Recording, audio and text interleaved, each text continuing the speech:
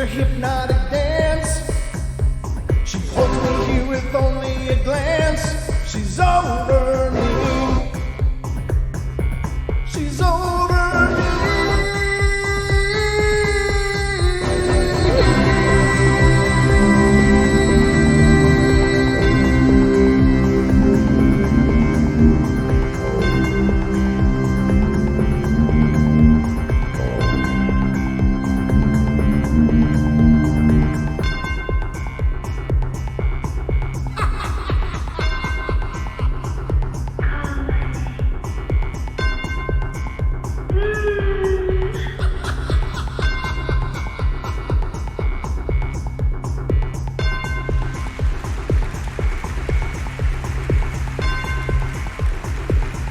And you know what that means, ladies and gentlemen? Well, if you guessed it's time for the Paranormal Portal Bedtime Stories from Beyond, then you would have guessed correctly. That's what time. Of course, Mr. Brent Jablonski. You can just call me Brent. You don't need the Mister. I'm just throwing it in there, to be all formal. But I am here to hopefully entertain you guys for the next almost an hour-ish period of time. Inhale. Sorry. I got to remember that inhaling part. I'm good with exhaling, but apparently I forget inhaling once in a while. So hope everything's going good for you guys. Thanks for everybody for being here, and those of you that will come in. Hello to all of you coming in pretty quickly, and that's pretty exciting. I remember, God, when Don and I first started live streaming, it'd be like 1, 2, 3, 5, and then it was like, wow, there was 10 people in there paying attention to us. And it's so funny because now, if I see 10 people, it's like, oh, geez, it's a tough night. But it always fills in past that. It's just funny how everything's changing, Tell you something good. Well, I had a nap today. That was good. I feel much more rested and happy. All right, Tim, Toolman Tim's in here. How you doing, brother? Which is not always usual for me. Who's Hun? Who's Hun, Moog? Am I your Hun? Just these ambiguous statements in the chat like, how you doing, Hun? Who's Hun? I mean, I love you and all, but, I didn't know we were kicking it like that, but I'm just being a smart aleck. It's what I do. I've got a microphone, and unfortunately, you guys get to bear the brunt of that, whatever that means. And I can't even tell you what it means most of the time because I have absolutely no idea what's going to be coming out of my mouth next. And I suppose that's kind of a personal liability, but so far I've been able to keep it mostly family friendly. So, all right, I'm your Hun, Moog. You said if I want to be, damn straight. So anyway, guys, welcome to the show. I'm glad you guys are all here. I hope your day went well. I don't know anything in news, and God, to hear that, my asthma is kicking up. Hold on. There it is. I think I got it. All right. I think I got it. It's like a rattling in my lungs. Like, ugh, I don't like that. Drives me crazy when it happens, but it's just one of the crosses you bear, going through life. But anyway, where was I? No moderators. Wes, you're in charge of the chat tonight. Please be careful and take care of business for me if you would. Great to see you, Wes. Great to see all of you guys. Thank you all for coming in. But I think I am pretty much ready to do the best I can do to entertain you guys. So I hope you're ready to be potentially entertained. We'll see how this all turns out, but just know that that's my intention coming out of the gate here. So we'll see how it all works, but I hope you're ready because it's time for bed.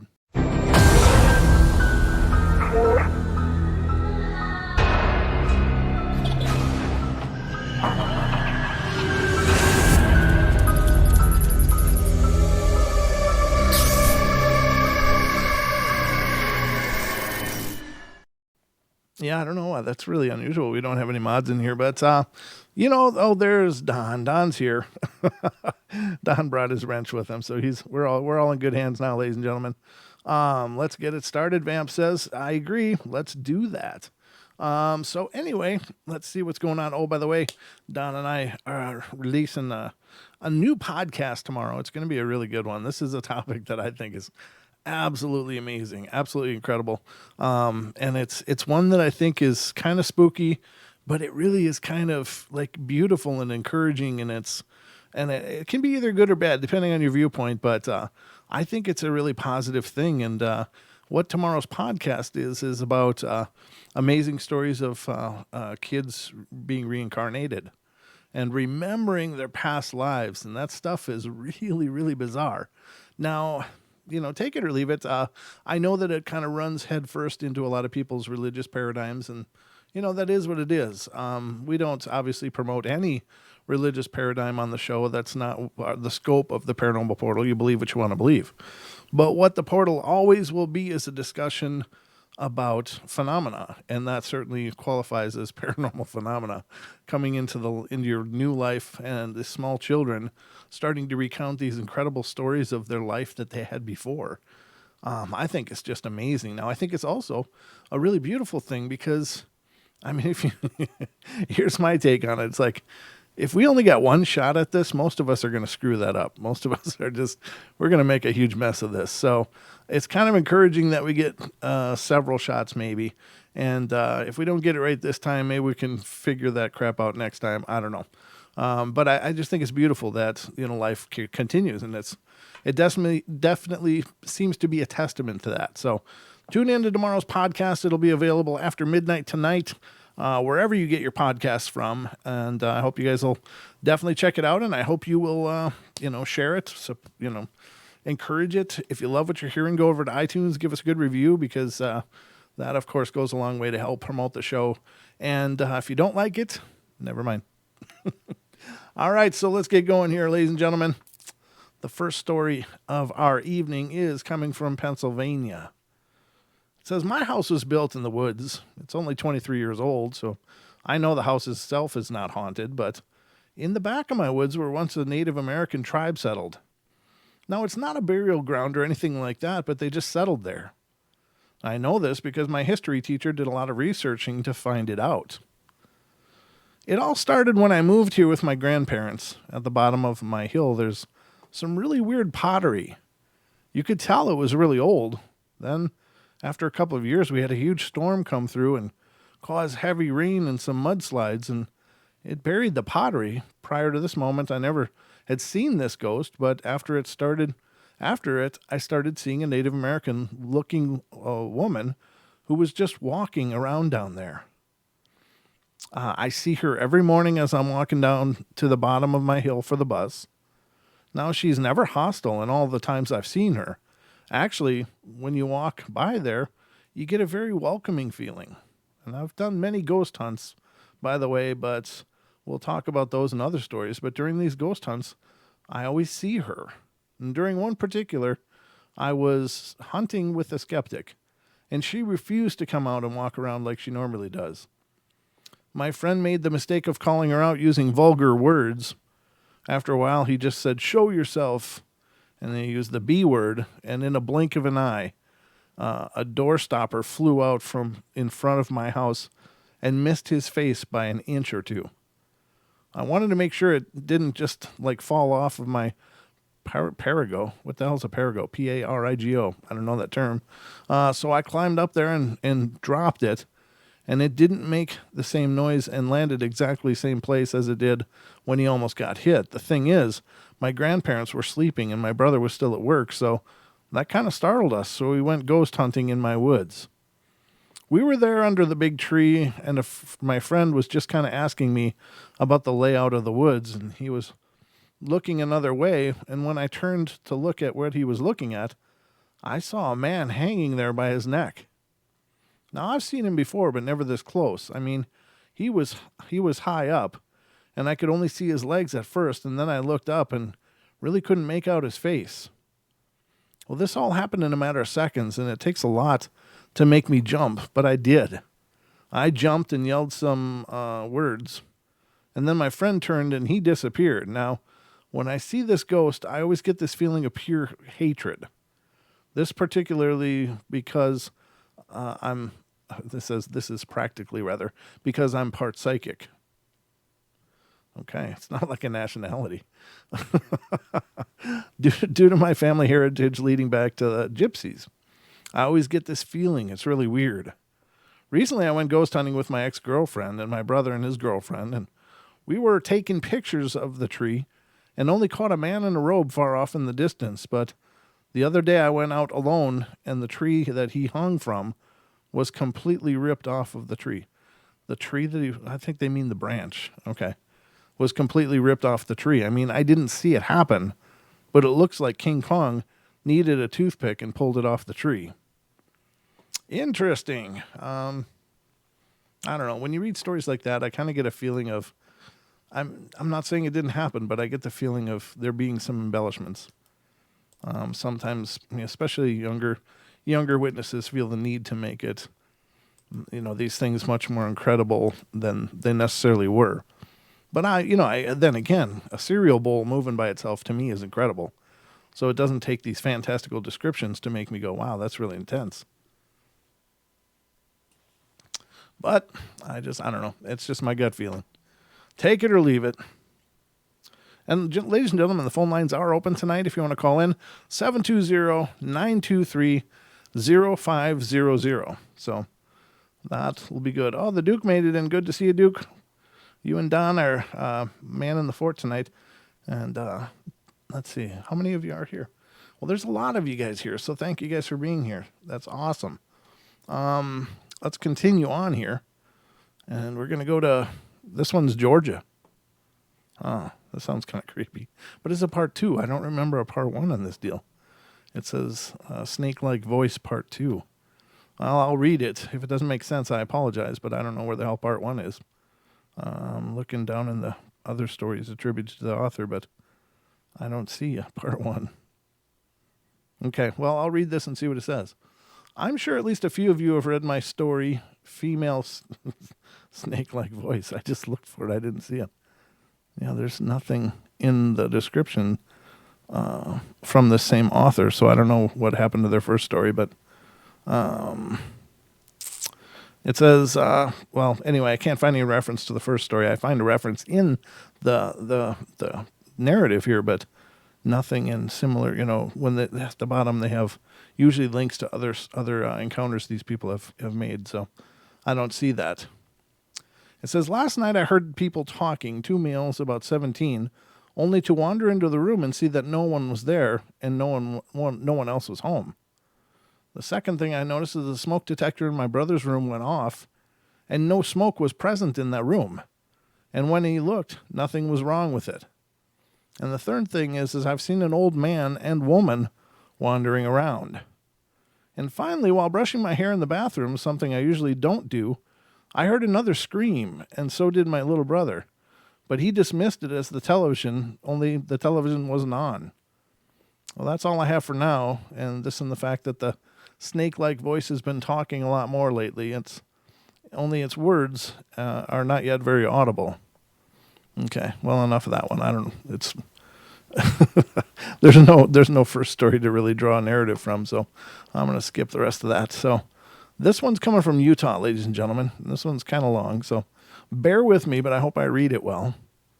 So it says, I'd like to tell all of you about an experience that happened at about the same time as another story that I wrote on July 2007. We had just moved to Utah from Boise, Idaho, and we were renting a house in Roy, Utah. And during this time, my wife and I were really trying to decide what to do.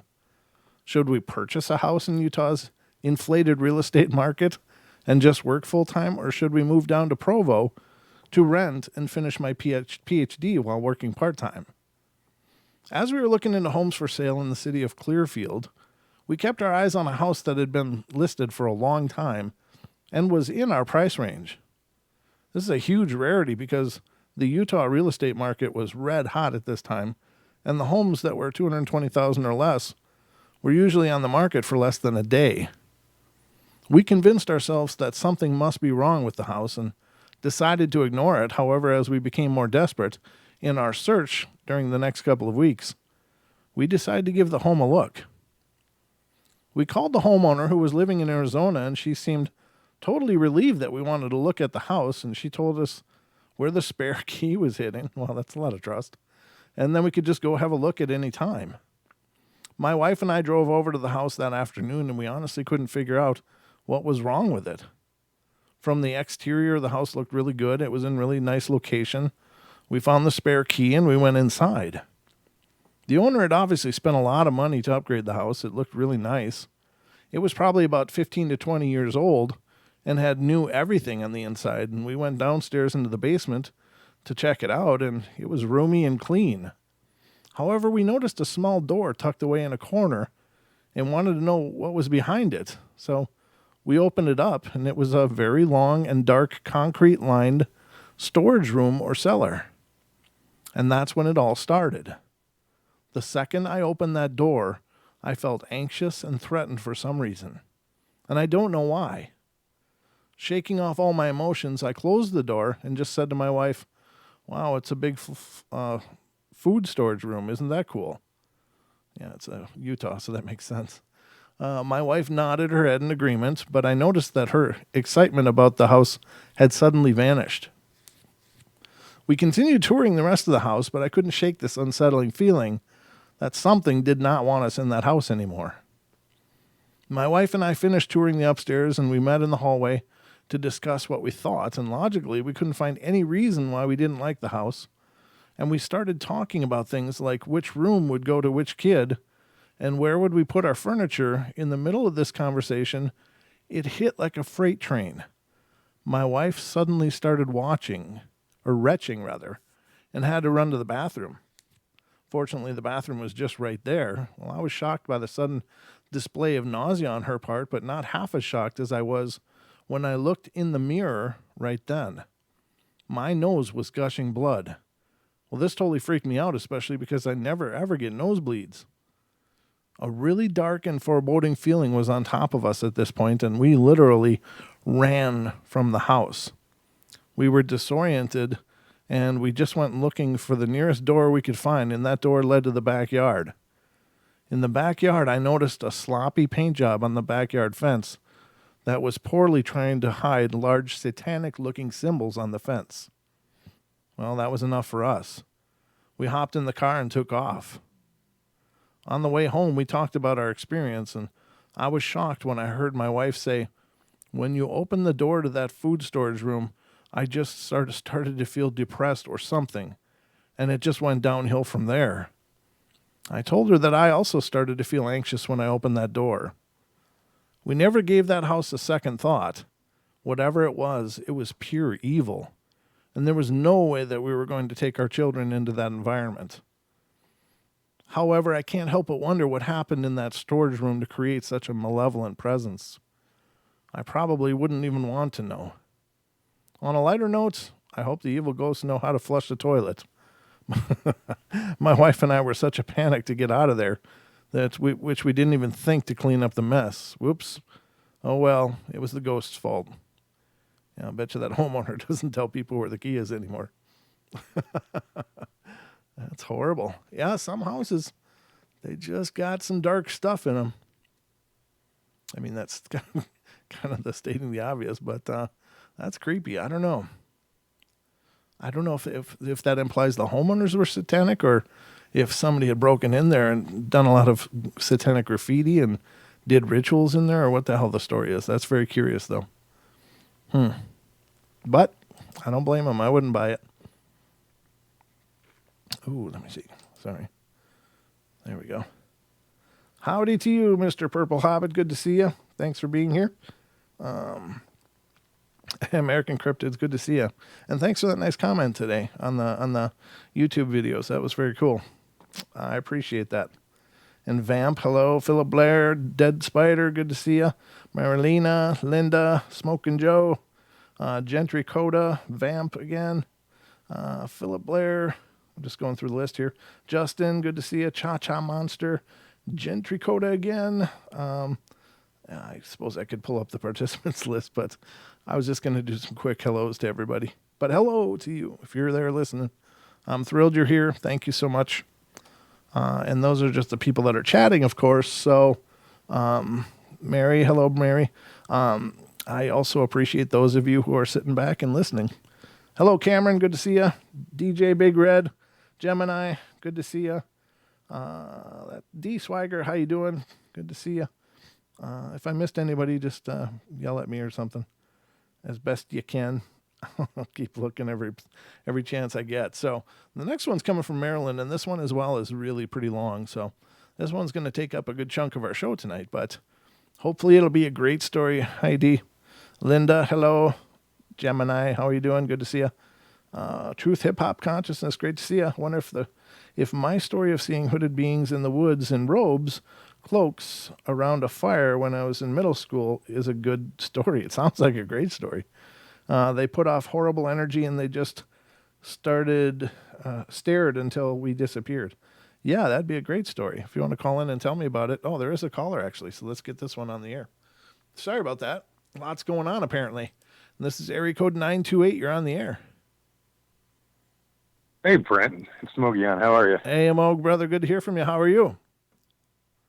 I'm doing good. If you prefer a different term of endearment, other than hun, You can call me hun, brother. So a couple of weeks ago, my dad and I went over to the state park that's here in town. It's called Dead Horse Ranch State Park. And we were catfishing at night. And it was like the first time that a park ranger has ever actually like checked our licenses at night. Oh yeah, okay. So he was kind of busy. He checked our license. He was kind of busy, so I didn't bother him. So as we're leaving, I see that his Jeep is parked next to my dad's truck. So we get in the truck and we're about to pull away, and here he comes walking by. I said, "You know what, Dad? Just pull up." So I yell out. I said, "Hey, can I ask you something?" He's like, "Sure." I said, "What's your take on Bigfoot?"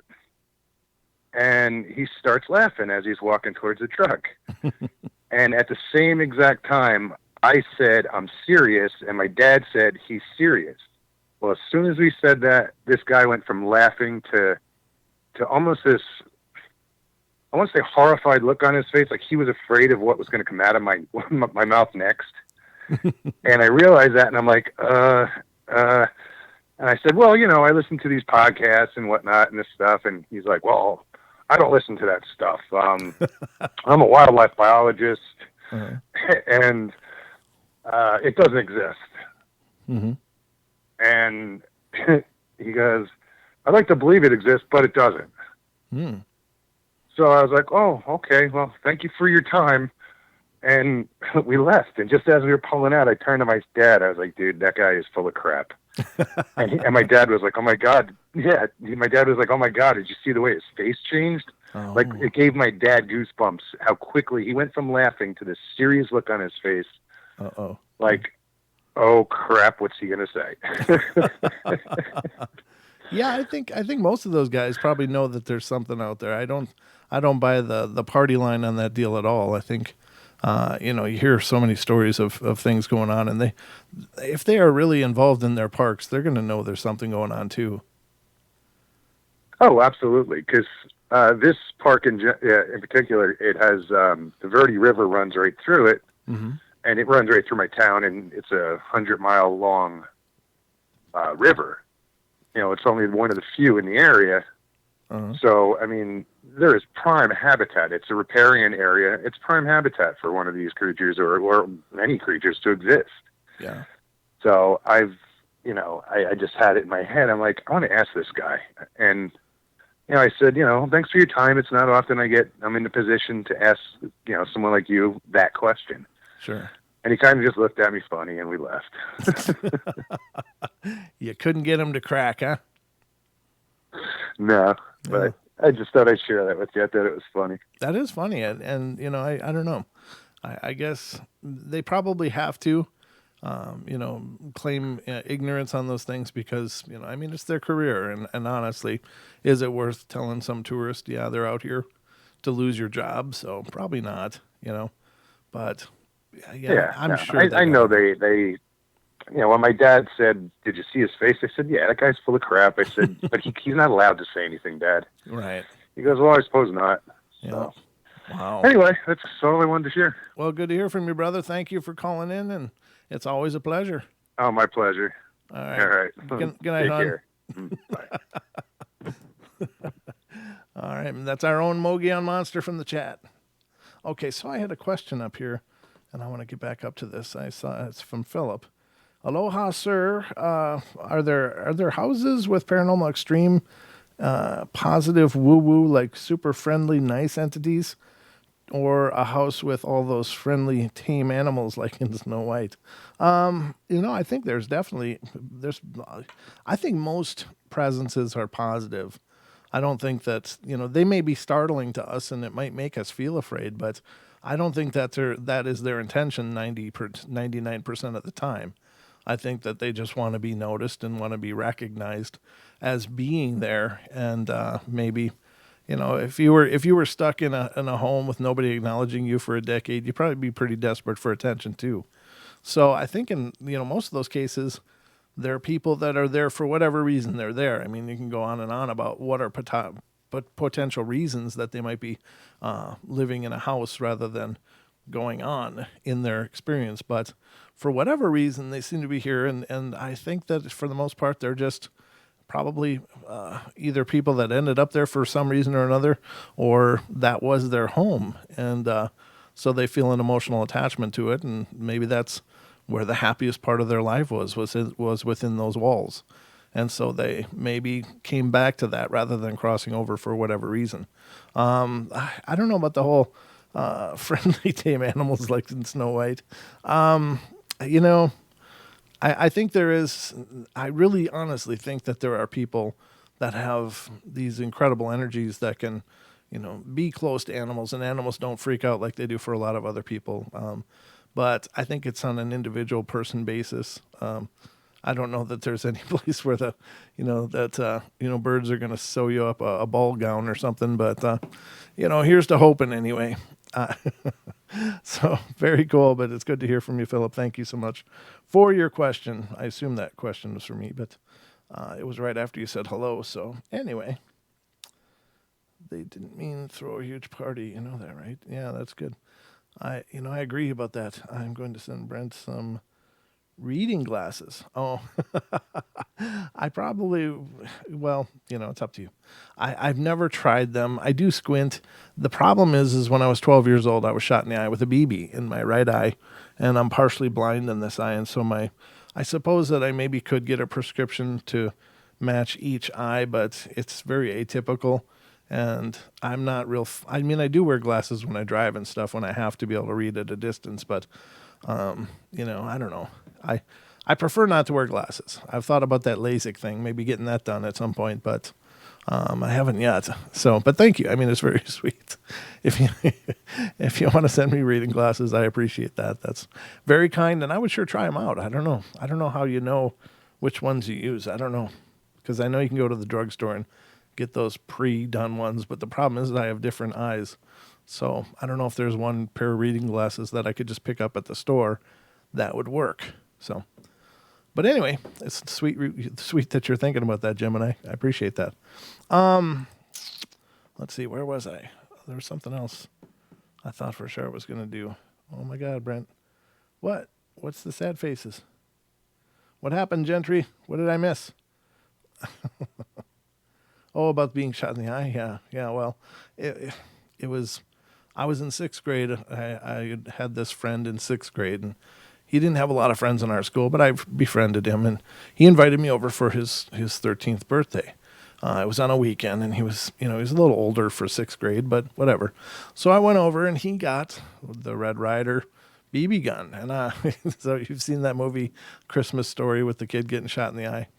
That's me. I was that kid, except I didn't have glasses on, and it went in next to my eye, and like perfect shot. It was like went in, grazed. I mean, if it had been any more to the right, I wouldn't have an eyeball. It would have just blew up my eyeball, but it just went in at just the right angle to go right in that little pocket there and just scrape the hell out of my eyeball going back into my head. Over time, it migrated out. I was down in the Mayo Clinic, and they were monitoring all this. But eventually it got to be where if I looked this way, there'd be a huge ball underneath that pink stuff in the corner of your eye. And then I just went and they did a surgery. They cut it and used a magnet to pull it out, got it out of there. And, but it damaged the whole side of my eye, so there is no peripheral vision over here. And it screwed up the pressure in my eye and all that stuff. So I'm just atypical. What can I say? But true story. It really did happen. I'm that kid that all your parents warn you about when you got their BB guns. That was me. Okay, next one is Maryland. This is the one I was going to read before. Just looking, no more calls. Okay. All right. My roommate and I moved into our new dorm this past year. Excited that we were going to be living in a much smaller, quieter dorm from the year before. I should mention, since it will be relevant later on, that this new dorm used to be an office building, so our doors had tinted windows in the upper half.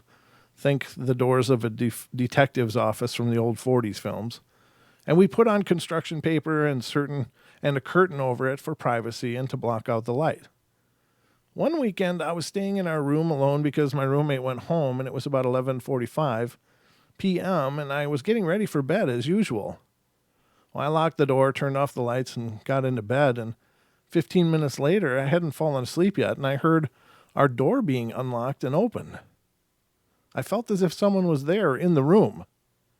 Well, I opened my eyes and sat up in bed, fully expecting to see my roommate opening the door, and I was surprised to see that it was closed and not moving. Well, I got up to check the door, and it was locked just like I had left it. And I opened the door, peered into the hallway, but saw nobody there. In our old dorm, I wouldn't have been surprised if a drunk person tried to get into our room, thinking it was his or hers, because that happened a few times. But our new dorm was always quiet and well-behaved, and I just shook it off and went back to sleep. A few days later, I was at my computer desk working on a paper while my roommate was in the shower, and I heard the door kind of rattle and turn like someone was trying to get in. Again, I had the feeling like I thought my roommate, was standing in the doorway. So I turned around to say something to my roommate, but the door was completely closed like before, and at this point, I thought it's getting weird, and this had happened to me twice. I decided not to tell my roommate about the door because I thought she would tell me I was crazy. On Mondays and Wednesdays, I had an early class at 8 in the morning, and my roommate's first class wasn't until 11, so she was always asleep when I left, and when I got back, usually around 9:30, about a week after the second door incident, I went to my early class at 8, but I did not go back to the dorm afterwards because I had a meeting with one of my professors. I got back to the room around 10:30, so my roommate had just woken up for her class. And she asked how my meeting went, and I told her fine, and then she asked me why I came back to the room at 9, and I said that I hadn't been in the room since I left for class, and at 9 I was still in there, and she replied, "Are you sure? Because I heard you unlock the door and come in and get into bed. It woke me up, and I asked you why class was out early, but you didn't answer. I just thought you were in a bad mood or something." My roommate wears one of those masks over her eyes at night, so when she asked that question to me, she never actually saw me because she didn't take off the mask. Well, I reassured her that I definitely was not in the room at all that morning. It was time to tell her about what I had heard the previous week. Neither of us knew how to explain it, and were a bit freaked out at the whole situation. Over the next few months, we continued to hear the noises from the door from time to time, and then, as we were both lying in bed one night going to sleep, I heard the doorknob rattling and turning again.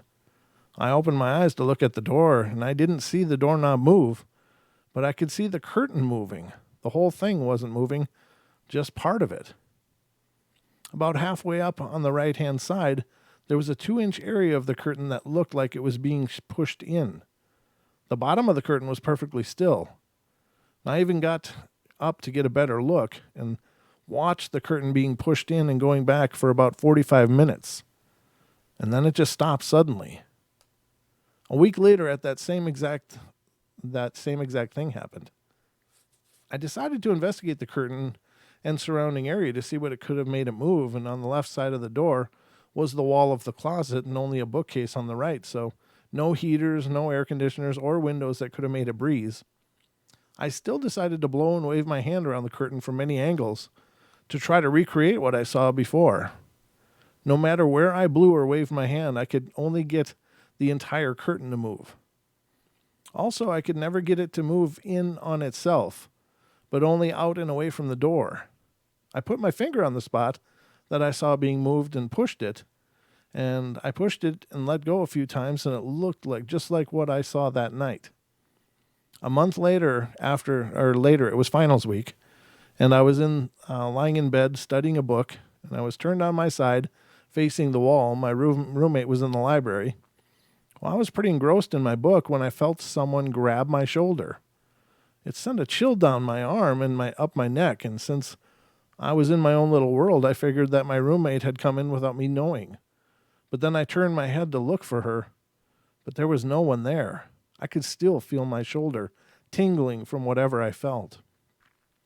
I got such a weird, eerie vibe from that room that I ran to my RA's room next door. At the end of the week, we both moved out, and I still have no way of explaining what happened in that room. If something or someone was trying to get our attention, it succeeded.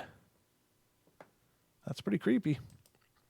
Pretty creepy stuff. But that's what we love here on the portal. All kinds of creepy stuff. Okay, no calls, no messages to me that I see. Okay. I'm not missing anything then. Carry on. California, we're going. California dreaming, ladies and gentlemen, where it's warmer. Well, at least in the southern part. I don't know. The northern part, I think it's a little chillier, but still, I don't believe there's much snow unless you're up in the mountains, and that sounds like a good deal right now. There's no snow here. It's been actually pretty mild the last few days, but it's coming. It just feels like it's coming. All right, so California, ghostly phenomena. Wait a minute. Yeah, no, okay, this should be okay. 1950s haunting of the Long family in Inglewood, California, time frame 1956 to 1960. Are you kidding? Why is this written like a log? I'm not reading this. This is, oh my God. It's huge. No, I'm going to skip this one. It's written like a log, and those don't really narrate well for a ghost show. So I'm skipping it. We're going to go to Missouri instead. Missouri. That's right. I said Missouri. And let's see.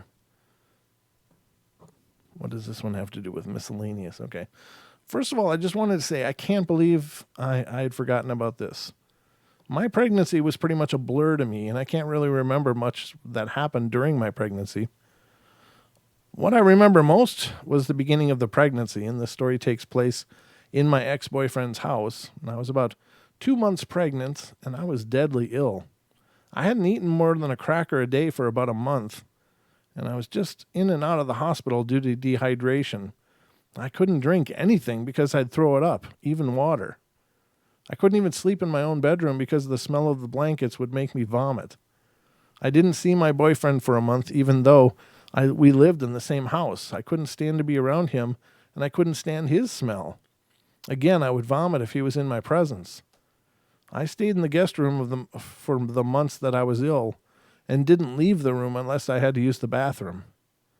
His mother took care of me. She fed me, and if she could, and she would often bring me crushed ice. Daniel, my ex, was never allowed to see me. I was more depressed than I can ever remember in my entire life, and I missed Dan's touch, and I couldn't stand being away from him. I hated the fact that he was living in the same house, and I could hear his voice from outside my bedroom, but was never able to see or hold him. I didn't speak to anyone for the most part, except his mom, and I didn't even speak to my own family. I was always sick to talk. Just remembering the way it felt makes me want to cry. I felt like I was going crazy from being locked in that room for 2 months. I talked to myself. I couldn't watch TV. The television made me sick too. I would have nightmares every night in that room. I always dreamt about an old man watching me sleep, and I would wake up screaming. There was nights when I couldn't sleep because of the cold draft. I always thought it was coming from the AC vent, but I knew that the AC wasn't on, and it was November, and St. Louis was really cold in November. There'd be nights that I didn't sleep because I was afraid to. I would feel like someone sit on my bed, but no one would ever really be there. One day I got out of bed and started going through the closet because I was curious. I found a box full of medical supplies, and I didn't know where it came from, but I just brushed it off, and I kept looking through the things and found old clothes that looked like it belonged to a man. The clothes smelled old, and I had to put it down. I felt really sick, and next to me was a trash can, and I began to throw up in the trash can. I began to cry really loud. I was screaming. Then the wardrobe door opened, and a blanket fell out. Then the door shut. I stopped crying gradually since I was distracted. I just knelt on the floor and stared at the blanket. It was red, quilted blanket with embroidery. I picked it up, opened the wardrobe, and placed it on one of the shelves, and went back to the bed, got under the covers, and fell asleep. It was about noon when I fell asleep, and I would always be home alone from 5 a.m. to 7 p.m. since Dan went to school and then work. His mother came every night at about 11 p.m. to check on me. In the middle of my slumber, I woke up, and I was drenched in sweat. So I kicked the blankets off of me onto the floor, and I lay on my side facing the wall, and again cried. Like I said, I was so depressed about being lonely and sick, and then I fell asleep. I woke up later to a loud slam. I jumped up and found the red quilt blanket on me. I then looked up at the time, and it was 6 p.m. I got up and looked in the mirror. My face was pale, and I was shaking. I opened the bedroom door and fell to the floor at the threshold. I began to crawl towards the kitchen. I was dehydrated. I felt like I was dying, and later I woke up to Dan shaking me, asking me if I was okay, and I never answered. He told me my lips were blue, and I was really pale. He then asked if I'd eaten or drank anything, and I never answered. I knew he was talking to me, but his voice sounded so far away. I just continued to lay there lifeless, and I was fully conscious about everything that was going on. Dan walked away and came back with some water, and I sipped the water with a straw. Then he carried me to the car. Next thing I know, we were on our way to the ER, and Dan started talking to me about the situation. He asked many questions, but I never answered.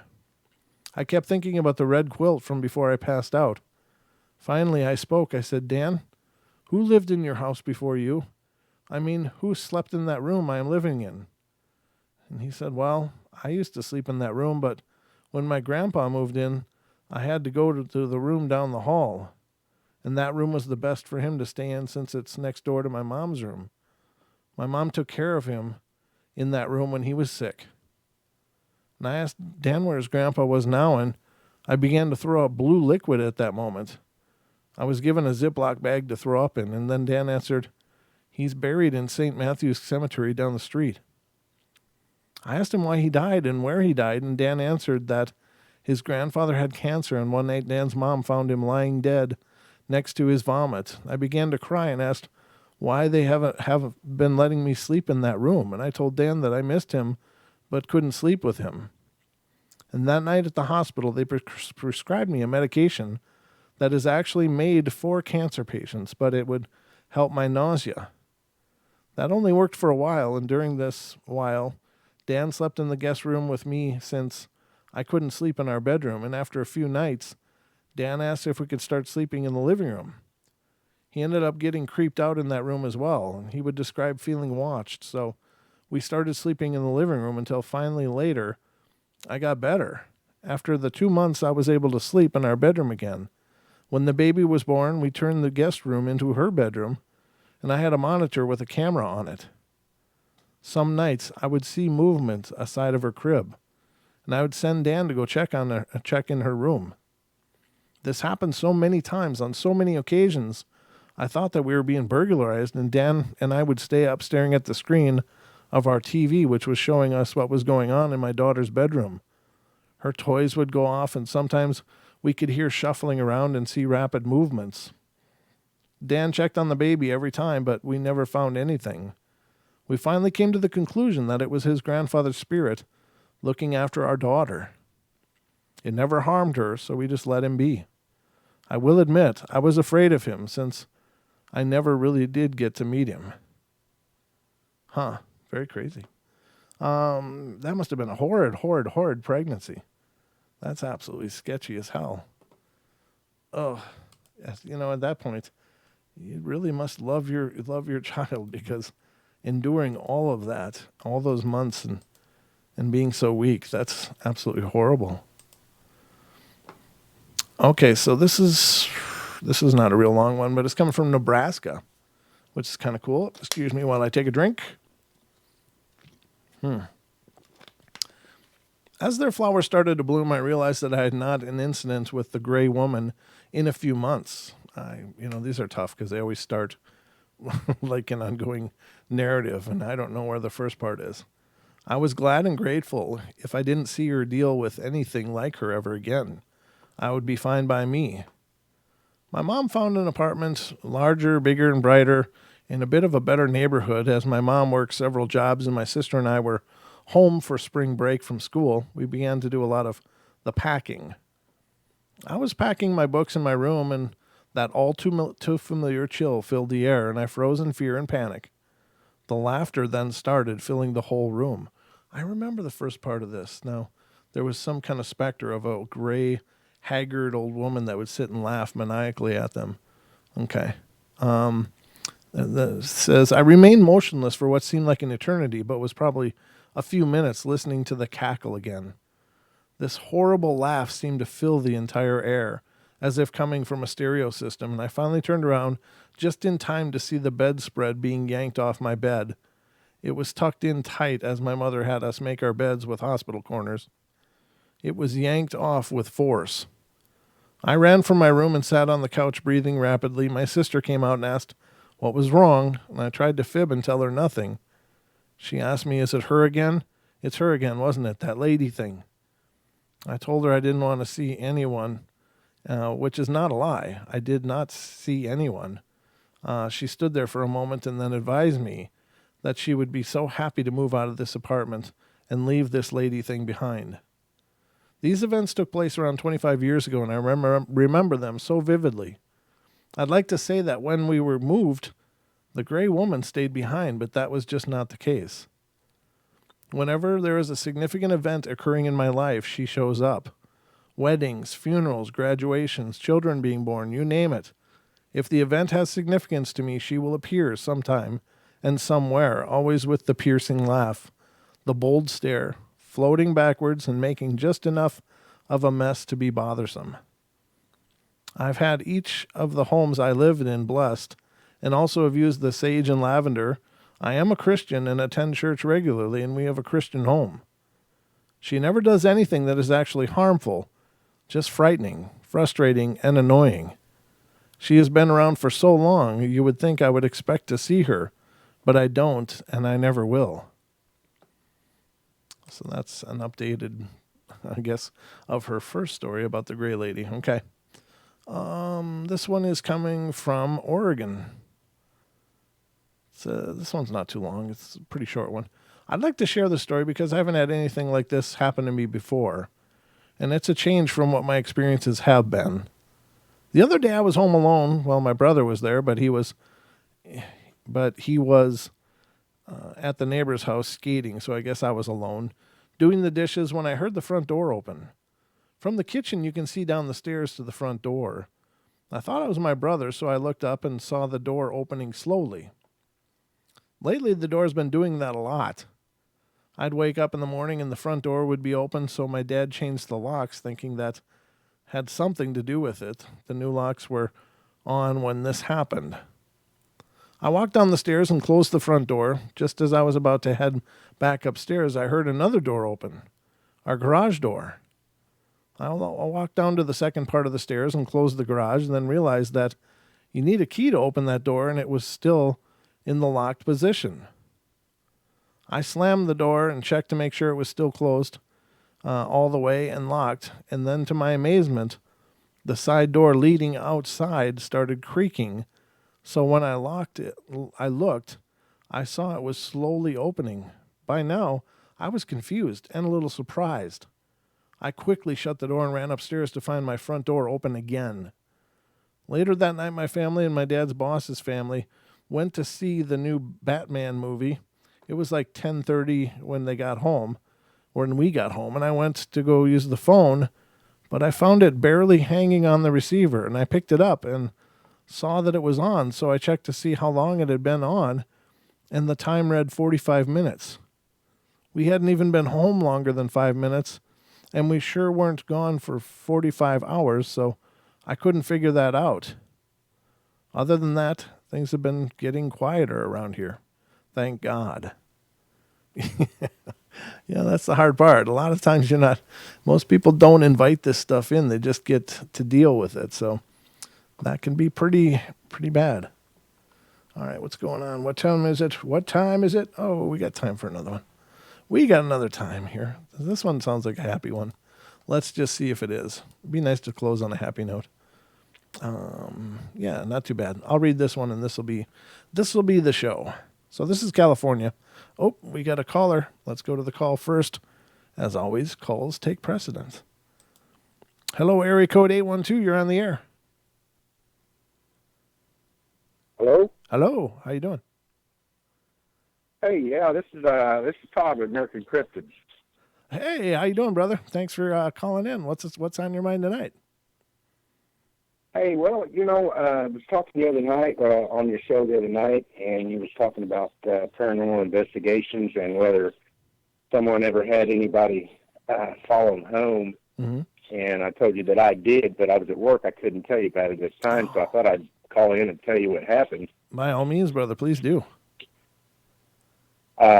This was last summer, and me and my wife was on vacation, and I had heard about this old graveyard, and I was pretty sure where it was at. So we went out there, and we actually found it. And the graveyard goes up this long gravel road, and at the top of this hill, it's surrounded by woods. And at the top of the hill opens up, and at the top is this graveyard, and it's got this old chain link fence around it. And it was pretty much a family graveyard. And most of the graves in there are 1800s, late 1800s. Mm-hmm. And so we get out, and I told her, I said, well, let's do some EVPs and see if we get anything. And we did that, didn't really get anything. And I actually did a spirit box thing, didn't get anything. And we were there probably about 30 minutes, 45 minutes, something like that. And we were getting absolutely nothing. And I told her, I said, well, either nothing's here or everybody's at rest or whatever. So we left. And as we're going down this gravel road, we're just sitting there, and my wife was talking about something. And plain as day, from the back seat of the truck, we heard a male voice, and it was pretty loud, but we couldn't tell what it said. Wow. And I stopped the truck, and we were like, "Oh my God, did you hear that?" And so I said, "Hey, whoever's here, you're not welcome. You need to go back where you came from. You're not welcome to go with us." And we didn't feel anything, and so we continued on home, and we get home, and probably, I don't know, about a week later, some weird things started happening at the house. My wife was in there getting ready for work one night, Uh-huh. and she was sitting there putting her makeup and stuff on, and she felt somebody just touch the back of her head. And, of course, she jumped around, and there wasn't nothing there, and she calls me, and she goes, "You're not going to believe this," and she tells me what happened, and I was like, "Oh, gosh." That was just crazy. And so stuff started happening. Cabinets would start opening. Voices. We started hearing voices in the house. I was sitting there one evening. My wife had went to bed, and I was sitting in the living room watching TV, and I heard this woman start singing, and it was just as clear. And I jumped up, and I went into the kitchen because that's where it sounded like it was coming from. And then when I got into the kitchen, it sounded like it was coming from the dining room. So I went in the dining room, and then it sounded like it was coming from the living room. So I went back in the living room, and I never could pinpoint it, but I could just hear it. And that lasted, probably 20, 30 seconds. And so, Wow. Definitely something probably followed us home, and maybe more than one. And we still have stuff happen today. We'll hear people talking, and it's pretty crazy stuff.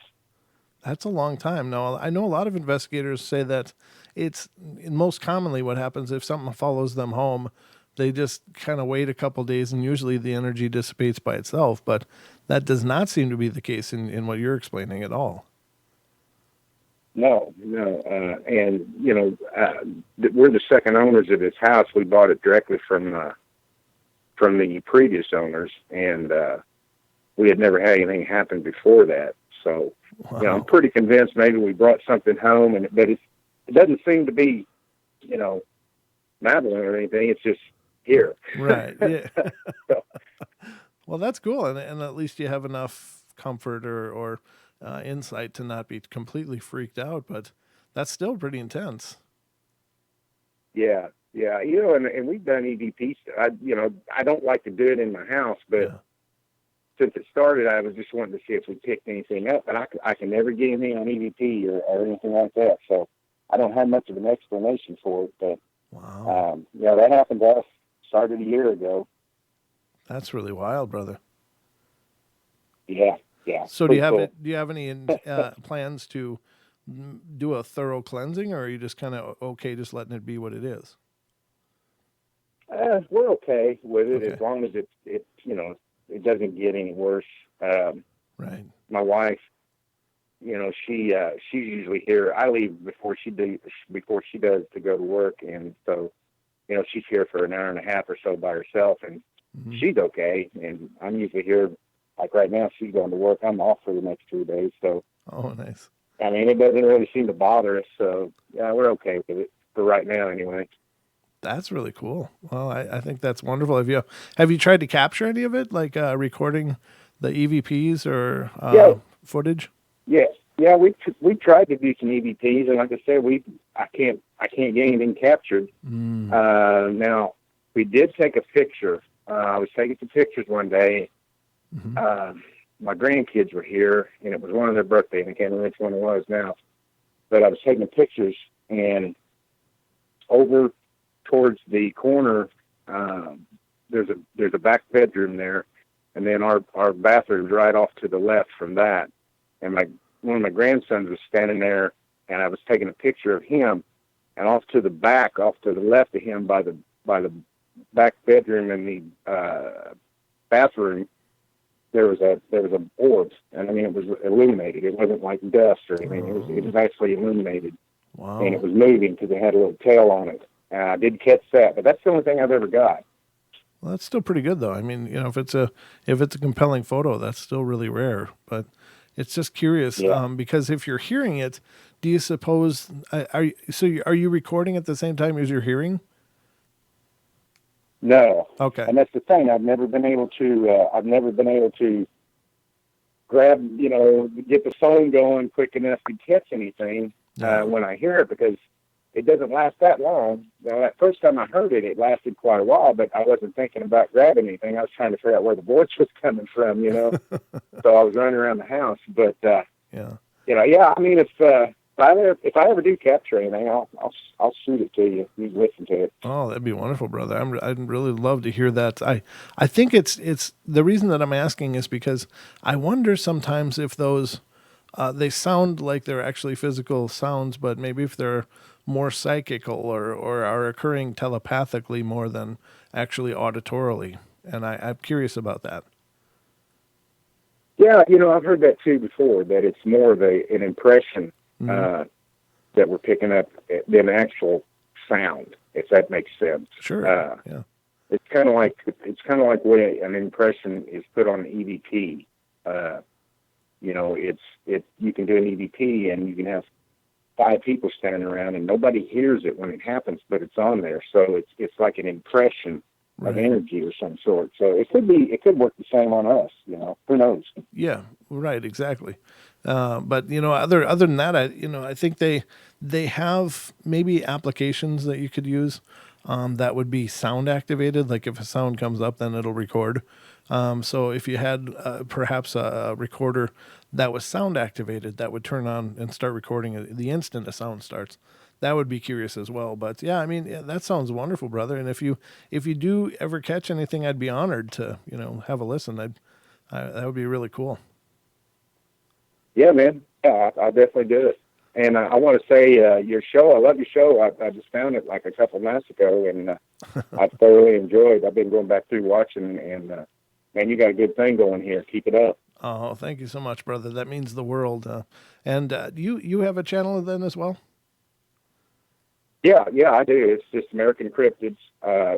I mainly deal with Bigfoot, dogmen, stuff like that, narrate stories and interview people. So yeah, free plug if everybody wants to check it out. Check it out. Absolutely, brother. That's why I asked, because I definitely believe in helping each other. This isn't a competition. It's just all of us loving what we're doing. Absolutely. So I'm thrilled to meet you, and thank you so much for being a part of tonight's show. And I look forward to hearing more from you, brother. All right, man. Appreciate it. Thank you. Anytime. Good night. Good night. And we got another call, and this is coming from California. It's 858. You're on the air. Oh, hey guys. Mr. Lewis, how you doing, sir? Ooh, pretty good. Spooky too. What? Spooky too. Oh, really? What's going on? I forgot to tell you about Halloween during the Halloween night during your show. Yeah? I actually heard 3 growls behind me while trick-or-treating. Oh, really? Nice. They wanted your Yeah. Think they had a sweet tooth? They're coming for your No, candy. it could have been demonic. I don't know, but I talked to Deborah about it last night too. Okay. Does everything look okay? Did she? Yeah. Okay, good. Or no? It was a negative one. It was, huh? It was bad. Yeah, but the good news is I was protected and nothing bad happened. Okay, well, good. Yeah, be careful, buddy. I know you're extraordinarily curious about all this paranormal stuff, and you've been extraordinarily curious for a long time. I just, hope you're not encouraging things to come through, because it can be an ugly thing in a hurry, as you well know. Yeah, not really. Okay. All right. Actually, yesterday I thought I saw an apparition, a ghost of somebody walking down the stairs while working and sweeping. Oh, really? Oh, this is at a location? Yeah. This wasn't at your house, was it? Yeah, it was. No, it was a business. Okay. It's a workplace. That's a good place to see apparitions. in a business is much better than your own house. So what happened then? It just faded away, or was that it? You just saw it and. Okay. It just faded away. Okay. Well, make sure you're not bringing things home with you, too. Make sure you're not bringing things home with you, Lewis. I hope not. Well, if I do, I have to call Ghostbusters. Or actually get to the church. Yep. Tell them, Pastor, what's going on. Yep. There you go. And then the Ghostbusters can come. That sounds like a deal, buddy. It's great to hear from you, bud. I hope things are going wonderful. Oh, it is. All right. Well, thanks for calling in. Yeah, good to hear from you. Have a great night, Lewis. You too. Okay, good night. That's Lewis. Lewis has been around probably since the very first episode I ever did, way back 3+ years ago now. He's been a part of the Paranormal Portal family for a long time. So I guess that's going to be it, ladies and gentlemen. We're over an hour now. You got a full hour out of me. And I'm glad to give it. If you guys are enjoying it and are having a good time being here, I'm always happy to go along, especially for phone calls. Those are the greatest. I'll talk on the phone all night. Not literally, but, for a long time. So anyway, I guess that's it for us tonight. I hope you guys enjoyed the show. Thank you so much for being here, everybody. And if you know people that like the paranormal and have not heard about the show, please let them know about the Paranormal Portal. We are absolutely thrilled and excited with how much this is growing. Tomorrow, again, the new podcast will be released, and it should be a great episode, one that I'm really excited about putting out there. Oh, thank you, Gemini. I appreciate that. I really do. Thank you, Mary. And it's really, you guys are the greatest. We have got the greatest chat room in the entire internet. I don't care. I'd put our chat room up against anybody's and really think we got a better one. But thank you all for all that you do. And for Don and myself, everybody have a wonderful night. Don, of course, will be here tomorrow night and on our Wednesday edition for 2 hours of paranormal fun. And hope you guys will join us then. So I love you all. Be good, be kind, be nice. Take care of each other. Help each other out. Find the magic in every day and remember to laugh as much as you can. All right, everybody. Good night and sweet dreams.